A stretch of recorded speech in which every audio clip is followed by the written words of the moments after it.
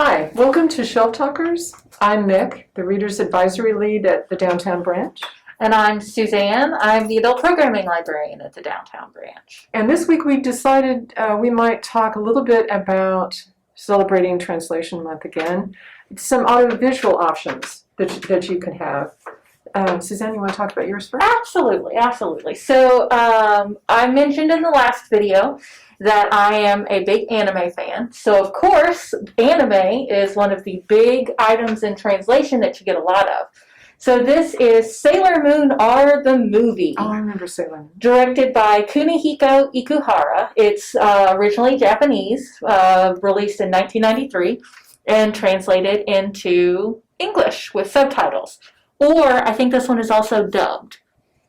Yes, it is also dubbed. And you can choose that, right? You can either listen to it in the original language or choose. Yes, I actually prefer subtitled anime. It's not as much the case anymore. But for a really long time, anime was kind of not a priority for voice acting. And so you would get really terrible English dubbed voices. It's gotten a lot better. But I still hold that old prejudice. I think I've seen in some of my selections it'll say updated. Yes, and so they've improved their I prefer the Japanese language with English subtitles. And what's great about that is that's one of the things that I encourage if you've got a kid that doesn't like to read but loves cartoons, make them read subtitles for a cartoon. Yeah. Because trust me, if that kid likes that cartoon, they will read those subtitles. They want to know what's going on. Cool. And then you can segue from that into manga.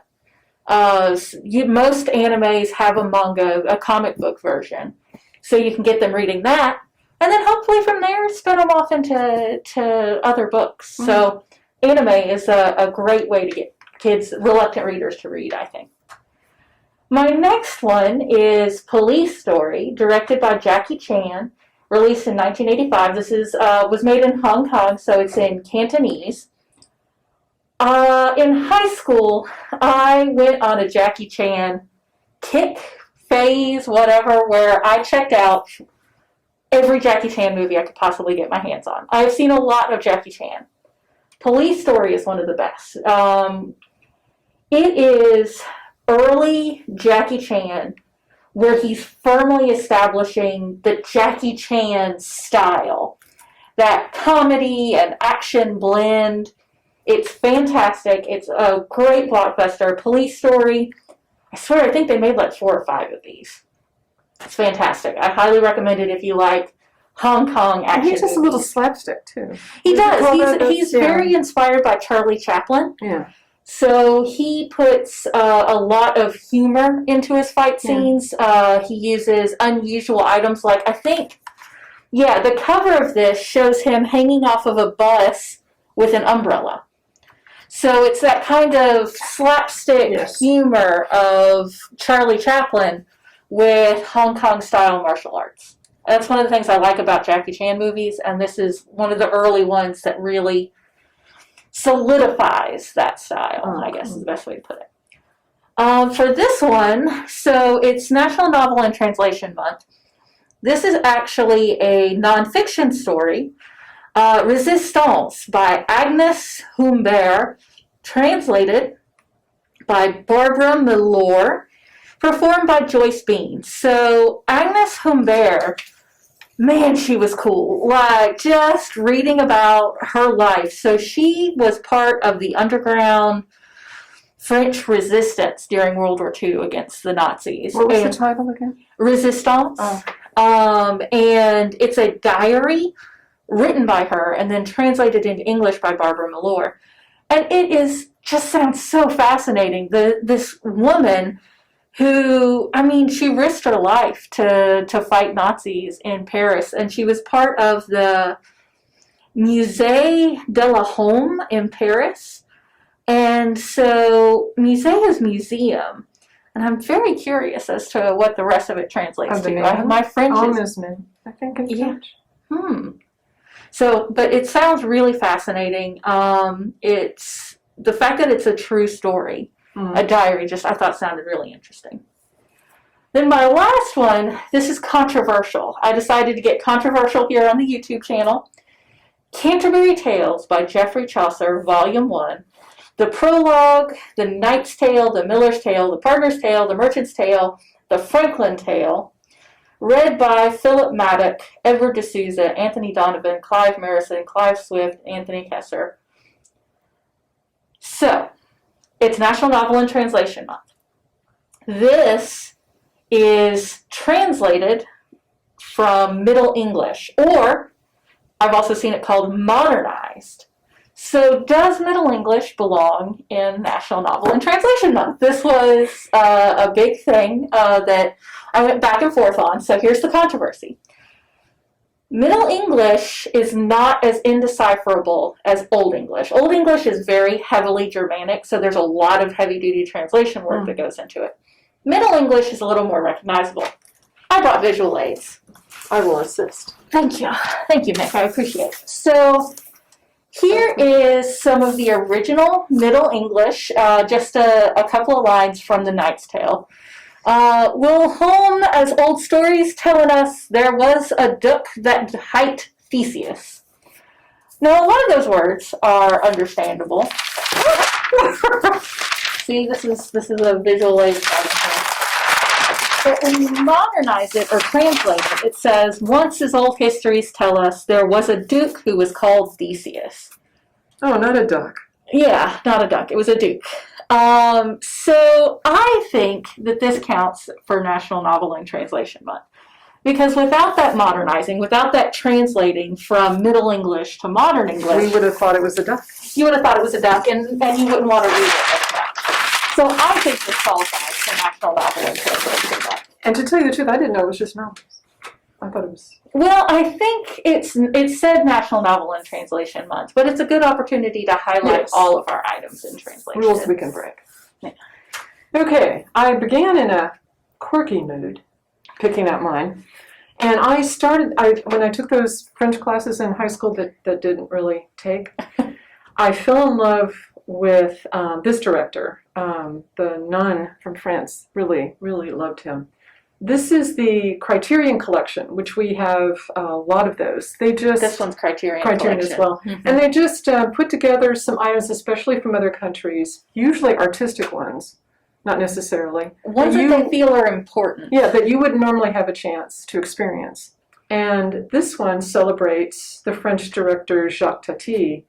And he, these took place, I think, about right after the war, about 49 till about 74. And how to describe him? He had history in music hall and mime performances, and you can really see this in this production. Amusement doesn't even begin to describe some of these. He does sight gags, usually very silent, and he's brought that kind of comedy to a very high art form. I was just watching a few before I came. That's why I was laughing very much. The protagonist in all of his, and this is a 7-volume set. The last one has just short. The protagonist is Monsieur Hulot. And I think if you have any familiarity with French movies, you'll recognize it's a very sweet, bumbling, pipe-smoking gentleman. He's got the round, typical hat. Usually he's playing a public servant role of some kind. One time he's a mailman.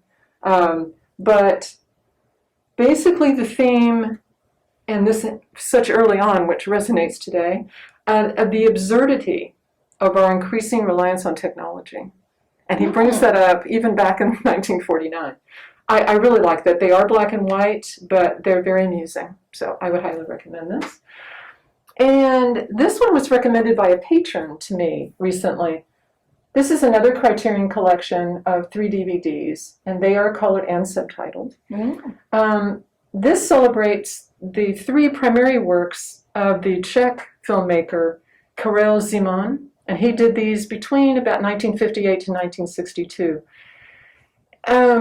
Sometimes it reminds me of Monty Python, only he combines live action, animation, stop motion, puppetry, collage, anything he can do to make things very interesting.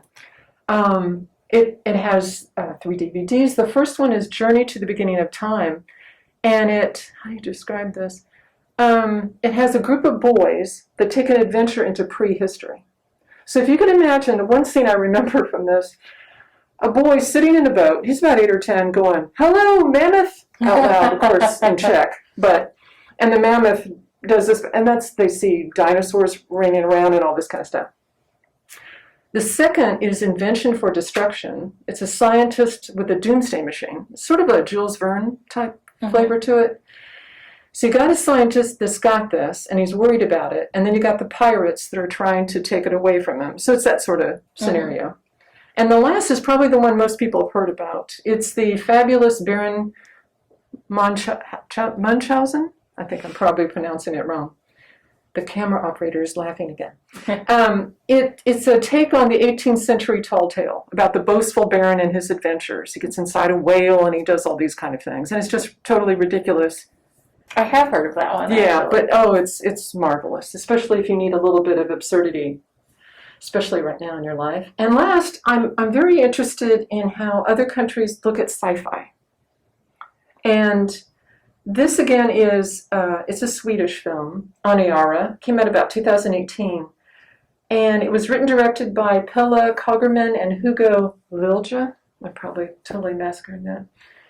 It's based on a poem that was written in 1956 by the Swedish poet Harry Martinson, and it's titled the same.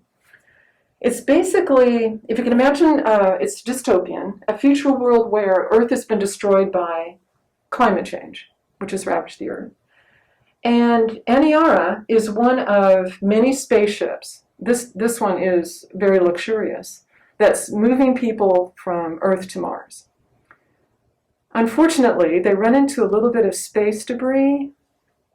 The ship is knocked off course. They have to eject their fuel to be able to save everyone. So they're heading off. They have no fuel. And can you imagine a ship filled with people who are, I guess, consumption obsessed would be a nice way of putting it. So what I liked about it is one of the, I guess you could say, things in the group, the main character operates Mima, which is a machine that can help a person, it replicates the Earth for a person to help ease their whatever. We can imagine suddenly there are all these demands. Everyone wants to pretend they're back on Earth. So you got all of these people, you got depression, suicide's voice is going to sound very clever. But the kind of things you would deal with a group of people that are not going to go where they were supposed to go. And the ending is, I hate to give away the ending, it's ironic, I think. So I would recommend that as well. Sounds very interesting. Last but not least is The Snowman, again another Swedish translated item. It's by Joe Nesbo, who's from Oslo, translated by Don Bartlett, read by Raman Sachs. And we need to talk about that sometime, about important who the narrator is to making a book really good. And I've heard he's very good. How do you describe Norwegian fiction, especially crime fiction? How it can be so bright for so long during a year and so dark. I don't know how they do it. This, and I grabbed it because a crime, serial killer, and a snowman, I mean, what better combination could you possibly ask for? The geologist, this is the first snow of the season, and a boy finds that his mother's missing. When he looks outside, her scarf that she had been wearing at the time is around the snowman that he had made that's in the front yard. In comes Detective Harry Hole, which is the protagonist of his books. And through his detection, he finds the first Swedish serial killer. It's just, he's known to be very cinematic, very dark, almost to the point, not quite. In fact, the author said he's almost to the point of doing a little bit of horror in there. It just gets really close. But on the other hand, it's an excellent procedural. If you're into police procedurals, you learn a lot about how the Swedish handle things and that kind of stuff, and many people like that. But he rides the fine line very well of handling both, I think. So those are my selections. It sounds really fascinating. So you're going to watch mine, and I'm going to watch yours. Yes. Ikuhara sounds really And what are we doing next week? I forgot. Next week, we are continuing with the translation theme, but we are going to be focusing on nonfiction books in translation. which I was surprised at how many we were able to Yes. find. So Other than just the classics, we have a lot of, especially recent books that have come from other countries. yes, so make sure you like and subscribe. Oh, yes. That hit way like you'll get thing. notifications for next week when we talk about nonfiction and translation. And it makes the camera operator very happy. Bye. Thank you. Bye.